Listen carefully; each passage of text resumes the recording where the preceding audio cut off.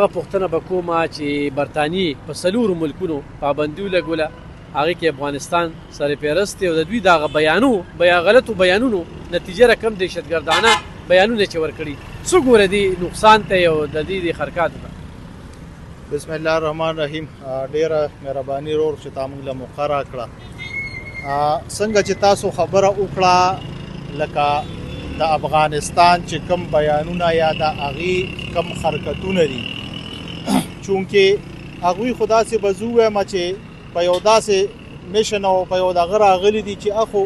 لکه موجوده نوې د جدید د دنیا د چلولو خلک هغه نه دي. د هغې بیانونه د هغې چې کم کارونه دي نو هغه نه صرف هغې له نقصان ورکوي، بلکې د هغې چې څونه د دې خطې چې څونه غیر چاپېره ملکونه دي یا نور غریب کمزوري ملکونه دي، نو په هغې باندې هم د هغې یو کاپي او ډېر لوی اثر دی. نو زه خو ته په دې نظر ګورم چې دا دوی څه کوي او لګیا دي، نو دا به مزید چې دی نو هم د دې د تباهۍ او د دې د لاندې تلو چې دی دوی به واپس هغه د غارونه دور ته ځي که د دوی دا عمل او دا لاره وي، نو دا لاره دوی پرې نه ښوده نو دا به دوی له مزید نقصان ورکړي. په عمل د نن انتشاریان نن خو زموږ دفاع مضبوطه نه وه، نو تا د ایران خال ولیده، تا د نورو ملکونو خال ولیده، نو زموږ به څه حال؟ دا خو غالب خان صاحب بالکل ښکاره خبره ده او اوس خلکو ته واضحه شوه چې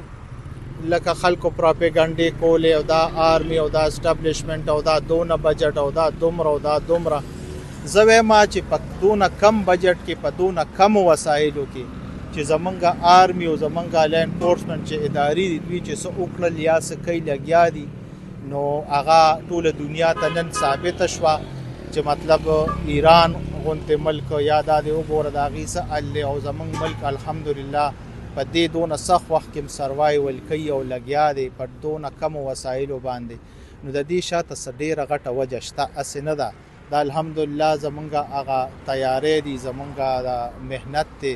زمونږ د ایجنسو، زمونږ د آرمي، زمونږ د دې دغه چې الحمدلله نن په غونډه خطه کې اور دی هر طرف ته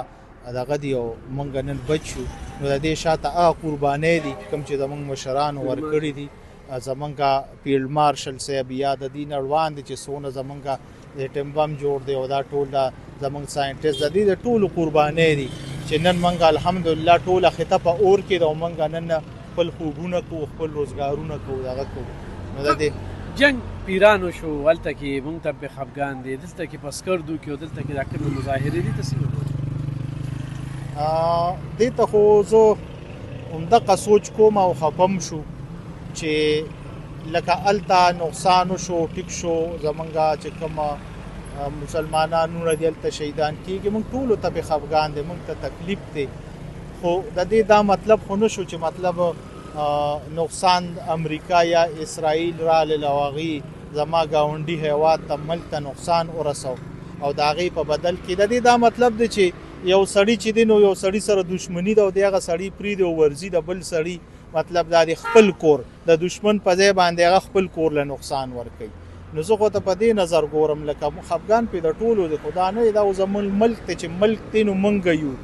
نو دې له خو نقصان چې دی نو دا یو څه ووایم چې یو سړی دونه د عقل او دغه سړي وي نو به هېڅکله هم دونه کي. دا څه لږ خلک دي، د دې شاته یو خاص ایجنډا ده او په هغې باندې تم خفېږي او موږ هر سړی ته پې سړی دی نه په دې باندې پې دی چې د دې شاته نورې خبرې دي. دا یو 100% خلک دی الحمدلله، نور د غون ملک چې کوم ډېر غټ تعداد دی نو هغه د دې شی نو دا خبرې چې دی هغه نه سپورټ کوي او په دې خبرو پیري. نو زه هم دغې خلکو ته دا وایم چې تاسو لږ راویښ شئ او د بل په دغه باندې خپل ملک ته، خپل کور ته، خپل دغه ته ادارو ته دا یو دردېدلي او کم دغه ملک دی نو دې ته کم سے کم نور تکلیف او دغه مه رسوئ.